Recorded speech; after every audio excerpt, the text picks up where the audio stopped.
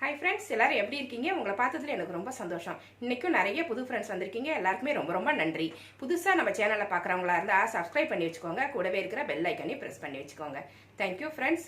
இன்றைக்கி நம்ம கிச்சனில் என்ன பார்க்க போகிறோம்னா, இன்றைக்கி இட்லி சாம்பார் குக்கரில் ரொம்ப ஈஸியாக பண்ணுறது எப்படி அப்படிங்கிறத இன்றைக்கி பார்க்க போகிறோம். குக்கர் வச்சுருக்கேன். அதில் தேவையான எண்ணெய் ஊற்றிக்கிறேன். நான் சன்ஃப்ளவர் ஆயில் ஊற்றிக்கிறேன்.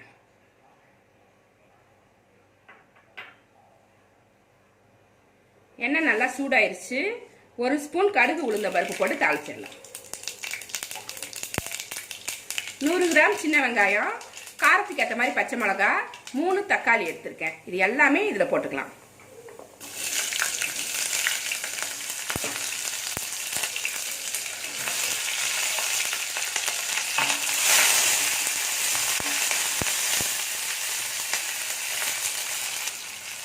வெங்காயம் நல்லா வதங்கிடுச்சு.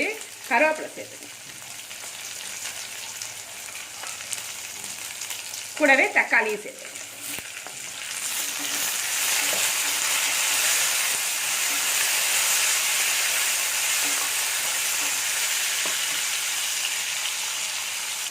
வெங்காயம் தக்காளிலாம் வதங்கிடுச்சு. இப்போ காய்கறி சேர்த்துடலாம். உருளைக்கிழங்கு தோலை சீவிட்டு இந்த சைஸில் கட் பண்ணி வச்சுருக்கேன். கத்திரிக்காயும் இந்த மாதிரி கட் பண்ணி வச்சுருக்கேன். கேரட்டு 2 கேரட்டு, 2 கத்திரிக்காய், 2 உருளைக்கிழங்கு எல்லாமே கட் பண்ணி வச்சுருக்கேன். உங்களுக்கு எவ்வளோ தேவைன்னு பார்த்து போட்டுக்கோங்க. எல்லாத்தையுமே இப்போ இந்த வெங்காயம் தக்காளி கூட சேர்த்துடலாம்.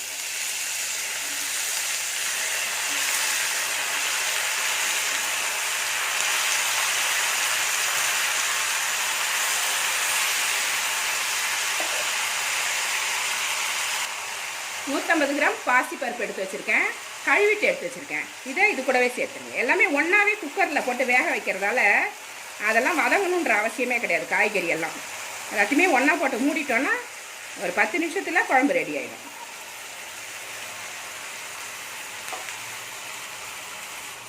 இப்போ தேவையான தண்ணி ஊற்றிக்கலாம்.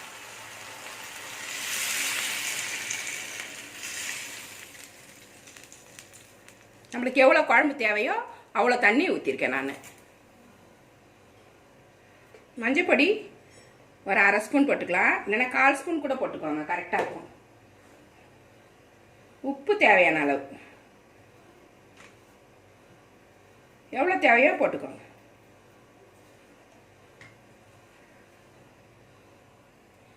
இதில் கட்டி பெருங்காயம் சின்ன சின்னதாக உடச்சி போட்டு வெது வெதுப்பான தண்ணி ஊற்றி ஊற வச்சுருக்கேன். இதை நான் ஃப்ரிட்ஜில் ஸ்டோர் பண்ணி வச்சுருப்பேன். அதுலேருந்து ஒரு 2 ஸ்பூன் அளவு போட்டுக்கலாம். சின்ன ஸ்பூன் தான் இது. பாசி பருப்பு இல்லைங்களா, நிறைய வாயுன்னு சொல்லுவாங்க. அதனால் அதையும் போட்டுட்டு நம்ம கிளறிட்டு மூடி விட்டுடலாம். எல்லாத்தையுமே சேர்த்து லேசாக கிளறி விட்டால் போதும்.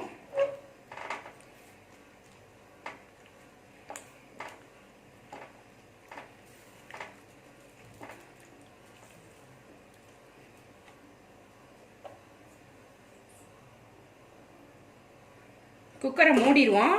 மூடிட்டு 5லேருந்து 6 விசில் வந்தாக்க பருப்பு காய்கறி எல்லாமே வெந்திருக்கும். குழம்பு ரெடியாக இருக்கும். நம்ம வெந்ததுக்கப்புறம் பார்க்கலாம். உங்கள் குக்கரில் எப்படி வேகும் அப்படிங்கிறத பார்த்து கூட நீங்கள் வச்சுக்கோங்க. உங்கள் குக்கரில் 2 விசில்லையே பாசி பருப்புலாம் வெந்துடும், காய்கறிலாம் வெந்துடும் அப்படின்னா அது மாதிரி எடுத்துக்கோங்க. என்னோட குக்கரில் 6 விசில் இல்லைன்னா 5 விசில் வச்சாதான் அது வேகும். 6 விசில் வந்துருச்சு. ஸ்டீம் எல்லாம் போயிடுச்சு. இப்போ இந்த மாதிரி ஒரு மத்து மாதிரி வச்சுக்கோங்க. இந்த மாதிரி ஸ்மேஷர் வச்சுட்டு லைட்டாக நசுக்கி விட்டுருங்க. அப்போ தான் இந்த பருப்பெல்லாம் போயிட்டு காய்கறியோட சேரும்.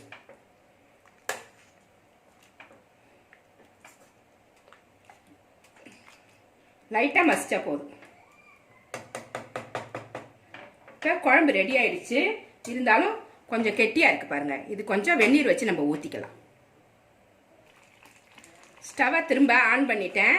பாருங்கள், இவ்வளோ கெட்டியாக இருக்குது. இவ்வளோ கெட்டியாக இருக்கும்போது நம்ம இட்லிக்கு தொட்டுக்க முடியாது பார்த்தீங்களா. அதனால் கொஞ்சமாக தண்ணி ஊற்றி இதை லிக்விட் பண்ணிக்கும். நம்மளுக்கு எவ்வளோ திக்னஸ் வேணுமோ அவ்வளோ தண்ணி ஊற்றி இதை கரெக்டான பக்குவத்துக்கு கொண்டு வந்துடலாம்.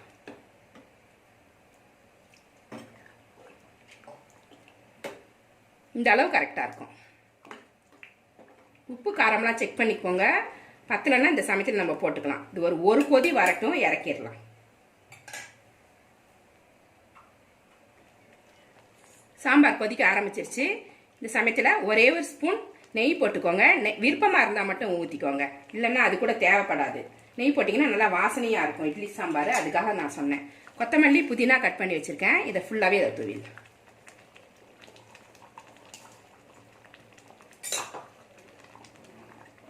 போட்டு நல்லா கிளறி இப்போ சூப்பரான இட்லி சாம்பார் ரெடி ஆயிடுச்சு. இதை எடுத்து காமிக்கிறேன் உங்களுக்கு. இது எங்கள் வீட்டு இட்லி சூப்பராக இருக்கும், ரொம்ப சாஃப்டாக நல்லா வரும். இதோட ரெசிபி, இந்த ரெசிபி வந்து நான் உங்களுக்கு ஒரு தடவை அப்லோட் பண்ணுறேன். இதில் வந்து இட்லி சாம்பார் இப்போ ஊற்றி காமிக்கிறேன்.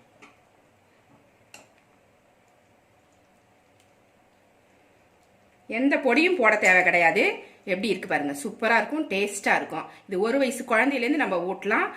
காரம்லாம் கரெக்டாக போட்டுட்டிங்கனாக்கா காய்கறியோட நல்லா பிசைஞ்சிட்டு ஊட்டலாம். நம்ம சாப்பிட்றதுக்கு அவ்வளோ டேஸ்ட்டாக இருக்கும். இந்த ரெசிபி உங்களுக்கு பிடிச்சிருந்தா நம்ம சேனலை சப்ஸ்கிரைப் பண்ணி வச்சுக்கோங்க.